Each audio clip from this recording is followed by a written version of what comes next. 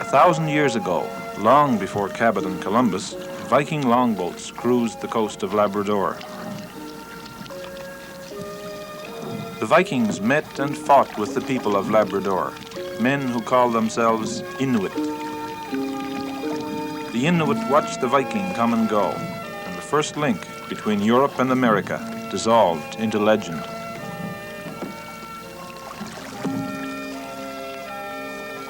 A 1,000 years have passed since that first meeting between men of the old and new worlds. 1,000 years, and northern Labrador is still an unknown land.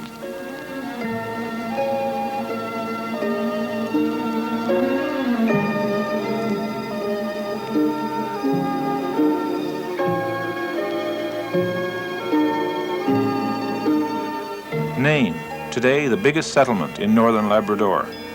Once there were many places north of here, Okak, Newtok, Hebron, all now abandoned, their people encouraged to concentrate southward and even inland in places where opportunities were supposed to be greater.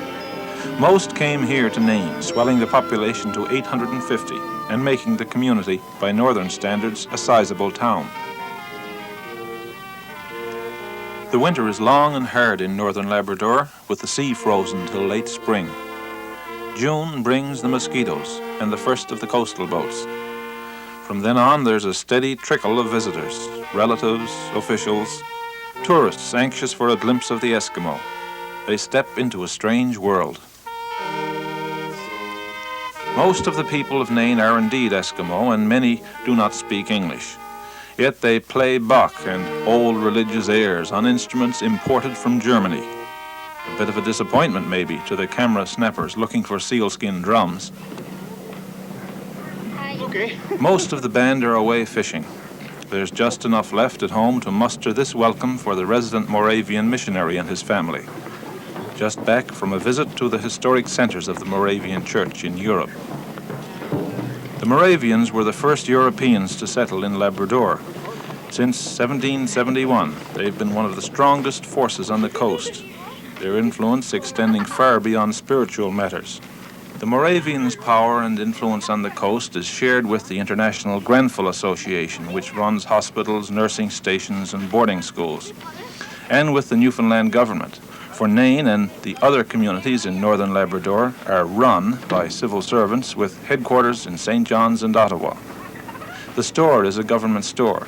All important decisions are made by outside officials: housing, supplies, electricity, rates, the price of fish, the price of fur. It's always been that way in coastal Labrador. Remote and sparsely populated, Labradorians, both native and white, have never developed a tradition of local government, of decision-making, of running their own affairs. There have always been missionaries from Germany, doctors and nurses from England, school teachers from Canada and the States, politicians and fishermen from Newfoundland, money from Ottawa. That's the way it is in Labrador. Nain is brimming with outrageous examples of inefficiency, indifference, ignorance, and bureaucratic bungling. Houses built to accommodate the Eskimos herded from the northern communities during Newfoundland's centralization drive are nothing but a pathetic line of shacks, tiny, cold, hopelessly overcrowded. This is the promised land of the Eskimos of Hebron and Newtok. Sewer lines laid alongside water lines, government boats and trucks broken down, severe oil shortages in winter, bullet shortages at hunting time, highly priced and hopelessly inadequate food supplies in the government store. How can such conditions exist in this age of enlightenment? Well, for one thing, northern Labrador is on the fringe of civilization. There aren't many voters here, so the politicians haven't been visiting that often. When they do, they seek and are courted by the local establishment. So are most visitors. Then, too, the bureaucratic process is notoriously inefficient, and northern Labrador is run by bureaucrats, civil servants and their agents, all tied to memos and tenders and all sorts of red tape, with the top brass 1,000 miles away. Perhaps, though, there's even a deeper-rooted reason. Newfoundland, and maybe Canada too for that matter, have been so intent on industrialization and on economic viabilities that we've forgotten there are people living in the remote corners of this land, and that this land would not be quite the same without them.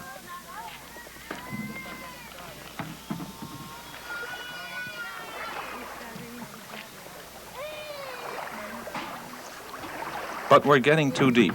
Let's get back to the little things, the 1,000 little things that seem so insignificant at first. Imagine a government tender that dallies too long on someone's desk. Imagine an order that someone forgets to load on the CN coastal boat.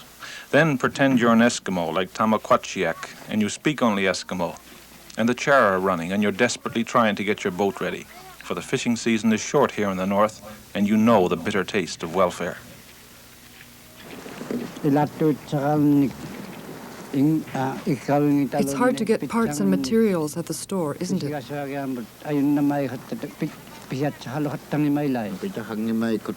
There is nothing at all here to get. As a matter of fact, I had to get planking from some old boat in order to repair my own. And there are never any engine parts to get at the store. Isn't it true that every year there are never any engine parts to buy from the store? That certainly is true. There are never any parts, there is nothing. And even now there are no batteries available and haven't been for some time. If there had been boat planking to get and nails, you know, there were no boat nails to get for a long time and my engine was not in working order. Even after I had got my boat repaired, I still needed parts for my engine, and there are no parts to get in the store.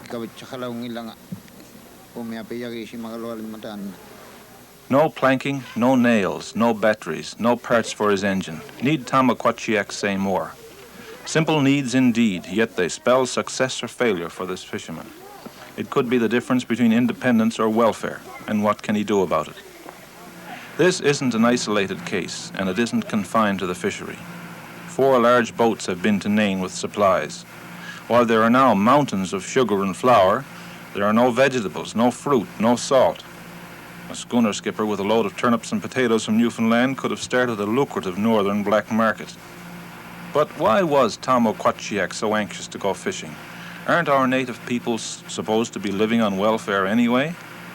Well, not here in Nain. Welfare has practically disappeared from Nain ever since the government, in a moment of enlightenment, reversed its welfare-oriented policies to one of resource development and built the Nain freezer plant. It must have seemed to many a mad, impossible scheme. A fish plant in Nain, our most northerly community, icebound most of the year. A fresh fish plant staffed by Eskimos, people who are completely unaccustomed to production techniques and schedules. A ridiculous idea. Yet it worked. Almost immediately it worked, and overnight the plant became the focal point of the town. Why, they even wrote a song about it. The welfare rate in Nain dropped to 4%. When the ice moved offshore and the char nets began to yield results, there was full employment both ashore and in the boats. In the plant, 64 women worked 3 shifts round the clock, and there was a great demand for babysitters.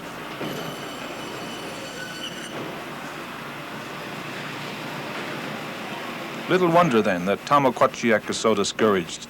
His neighbors, even the women, are making good money selling char while he is forced to wait on engine parts and nails controlled by efficiency experts in the south. In its first year, the Nain plant produced 300,000 pounds of Arctic char, almost doubling Canada's production of this fish, which is a growing delicacy on the American market. While the fish plant workers did well, making up to $125 a week, the fishermen, at least the more successful ones, did much better. Some made $6,000 in a few months fishing. The char are packed in ice as soon as they're caught. That's one advantage these northern fishermen have. Pockets of snow and ice cling to the shore all summer long. So despite the hot sun at midday and the swarms of famous Labrador flies, the char are delivered in perfect condition.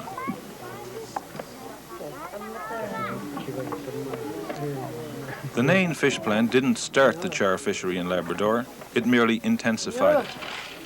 The people of Nain have always caught char, drying it for their own use and pickling it in barrels for sale to the government store. But markets for the pickled char were limited. Now, with the market wide open for fresh char and salmon too, and prices doubled, it pays to race to the fishing grounds. So, as soon as the ice loosens in the spring, the men get restless. Those that fish southward are the first to go. For many of the fishermen, those with traditional berths near Nain, it's a short steam of a few hours. For others, the trip is a longer one, a much longer one, back to their traditional fishing grounds in the fjords of the north. Like fishermen everywhere, the men will study the winds and the tides in the sky. Then, as soon as there's a chance even of picking your way among the ice floes, they'll get ready and leave. Whole families will go, babies and grandmothers and dogs and all. Besides the char, there's the seal to look forward to. And who knows what other creatures will be found in the north, away from this crowded place. Tom Okwachia can't go yet. His boat is up in slings, remember? But he can tell other, less experienced men all he knows.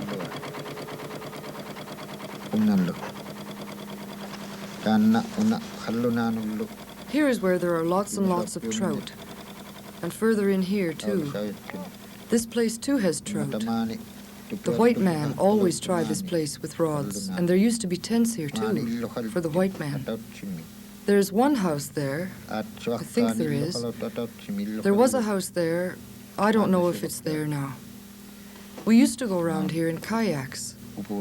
This pond is very big, and this one. This one is not so big. Around here there are two little ponds. They're not even on the map. Oh yes, here's one of them here.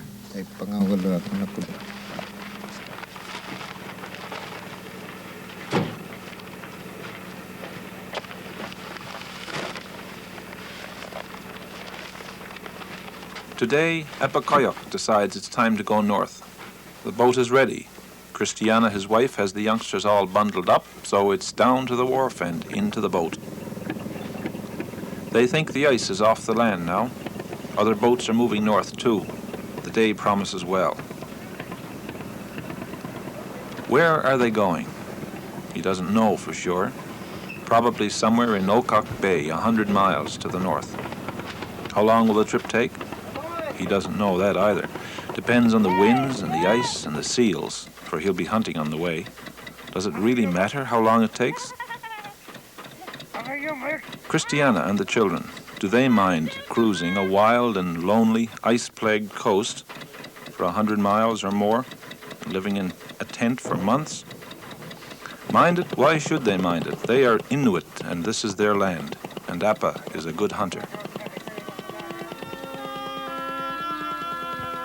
And so Appa and his family migrate north through wind and calm to their summer fishing grounds. It's a long trip. They take the inside run, the narrow channels inside the islands, sheltered from the Atlantic swell, but not from the wind that whistles down the mountains.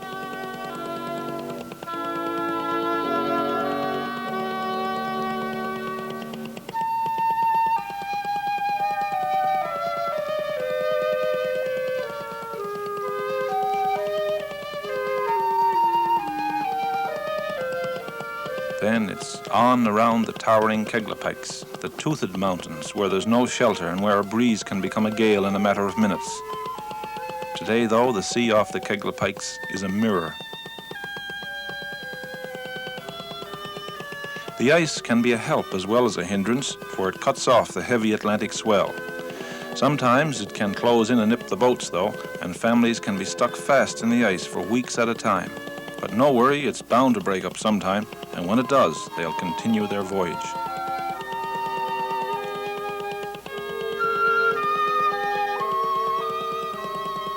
It's a soft trip north this year. With weather like this, they'll reach Okak tomorrow.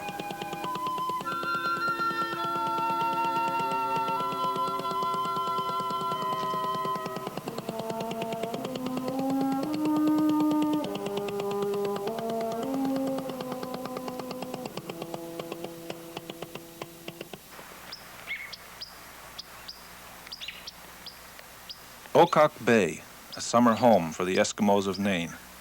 A deep bay, deep and broad and sheltered from the Atlantic by a pair of islands that sprawl across its mouth. It's a good place for char, and it's a good place for seals. So there's always a sprinkling of Eskimo camps along its shores.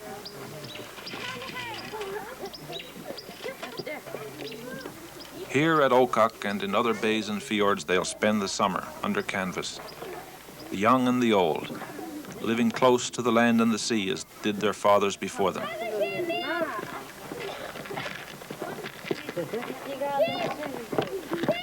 Okak Bay is a beautiful, uncrowded spot. It's a good place to be in summertime when the char are running and when you can get a few seals. Between the char fishery and the seals, the family here can make a fair amount of money, especially if they can sell their char fresh. But this year, the government boats that collect the fresh char for the fish plant are in poor working order. They seem to be broken down most of the time, and so the fishermen are forced to salt their catch. This happens to be a better way of getting unemployment stamps for the winter, but that's the only advantage. For the price is lower, and since only the pink flesh char have a market when salted, you have to throw away all the white char, often half your catch. A pitiful waste.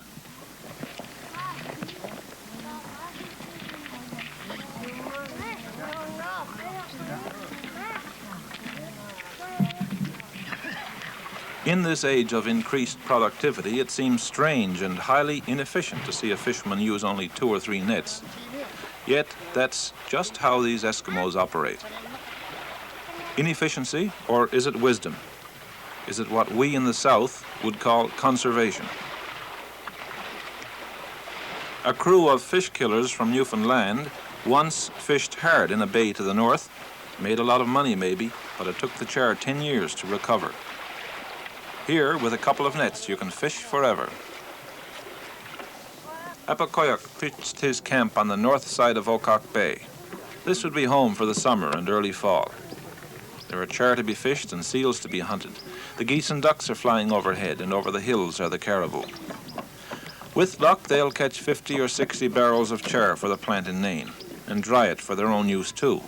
That's women's work. He and Christiana would live well off the land as their fathers did before them. And they would make money too, money which would help make them independent back in their winter wooden home in Nain. This year, all the char in Okak is salted, a good collection system, and they'd more than double their profits. At any rate, whatever the price, the Koyaks are here for the summer. Money is not all in life. Okak will be their home till the snow and the fall gales force the little boats to return south around the Kettlapikes. Then it will be time for seals and seabirds, and in the winter, the caribou. Here in these northern fjords and bays, it's a good life, especially for the young, who are free as birds, free to roam and play and learn to be hunters and fishermen like their fathers.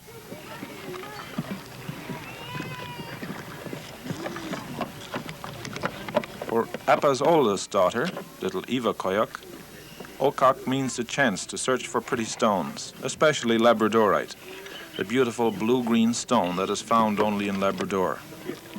Eva is young, and the idyllic life on the shores of Okak appeal to her now, but what of the future? How many more years will she go north with her family to the summer fishing camps?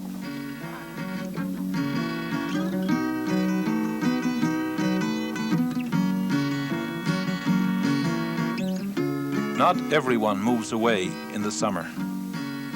Many fish close to home, and many work in the fish plant and in various shore jobs. Nain is a big town now, and the old is blending with the new. Nain has its teenagers and young people, educated away from home in the big high schools at Northwest River and in technical schools and colleges. Many have returned to Nain, but not to the fishing boats and the northern camps. Theirs is a problem shared by young people everywhere: how to make a living in your hometown, to follow the ways of your fathers or to branch out on newer tracks. Last year, Memorial University encouraged this band to do their thing with video cameras, an experiment in communications or something. Some of the videotapes were lighthearted, such as the burial of a mouse called Mousy Dicker. Others, such as a study of school dropouts, of a more serious nature. Anyway, a bit of a change. Most university people seem more interested in measuring their noses. But the community newsletter for Northern Labrador, run and edited by young people, really tackle the social and community problems of Nain. Its editorials hit hard. Nobody and nothing was too sacred for public scrutiny, and for the first time the Eskimos found themselves with a means of freely expressing themselves in their own language. Dear Editor, I am writing this letter because I want to know for what reason we, the people of Hebron and Nutak, were told to move away from our own homeland up north. Ever since we moved, we have gone hungry for meat that was plentiful where we came from. We are like children whose parents were taken away. We do not know what we have to do. We, the people who came from the north, are yearning to go back to our homeland. Someday we will accomplish this. Dear Editor, I am wondering, since I have eyes of my own and my own mind, are people who do not come from our land going to walk in and get in our way? Why do 2 or 3 planes come every day to the brooks and fish there, when the people on the plains know that the brooks are the only way for the trout to pass through on their way to the lakes? Also, why do they pollute the brooks and have houses right by the brooks where the trout go through? How will the char not become sick from the dirt they have to go through to reach the lakes? Dear Editor, many men are satisfied with the seal fur prices, but how can they hunt when half of them haven't bullets for their guns in the store? When there's no seals, the bullets arrive again. Dear Editor, we, the Eskimo, know we have many faults in our way of life. Our language is gradually disappearing.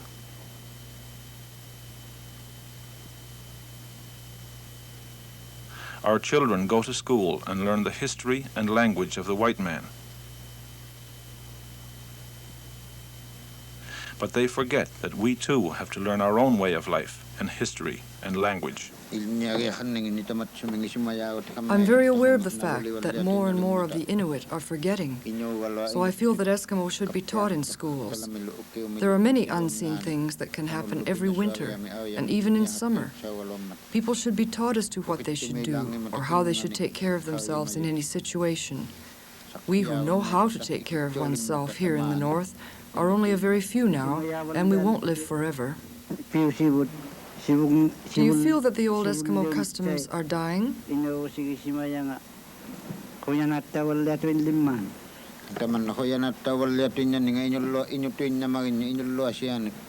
I am very aware of the rapid dwindling of the old Eskimo way of life. The Eskimo are not going to die out. There will be more of us being born. Some of the white men here like to go hunting just as much as we do, so they, as well as our children, should be taught how to take care of themselves, especially in the winter months. It's not only us here who are aware of this. There are other Eskimos in the north who are aware of this, and we can't do anything about it just by talking.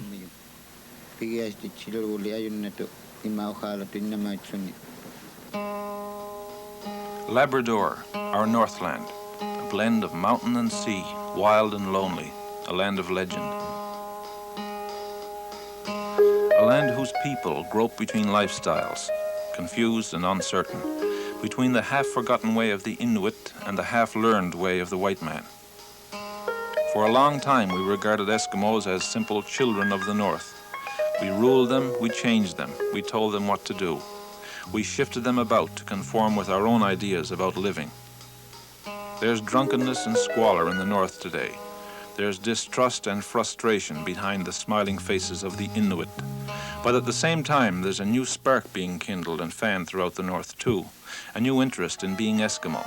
A new interest in blending the best of the old ways with the best of the new. We see it today in Nain, the nomadic life in the northern fjords, and the assembly line in the fish plant. The drive to sensibly harvest the natural resources of the Northland, the char, the seal, and maybe sometime the caribou, instead of depending on government handouts. It's pride, too, I guess I'm talking about. Pride and dignity and basic human rights. The willingness to speak out on important matters. The right to choose.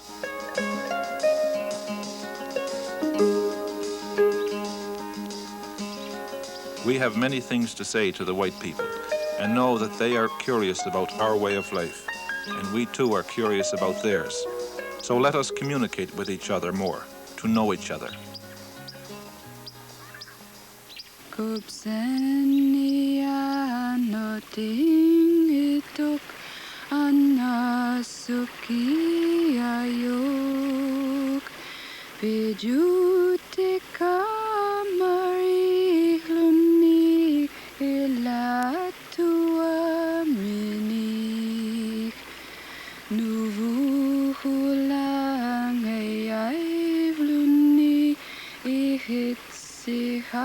Tapok hokso amutohaloni atatahai lauri ahlu itup tagvun atup ilapsuhiluhu anasuhli apersopa suki adlar mangat iksanani hohautinga sapingikumalu ohigliti somavagit maniholu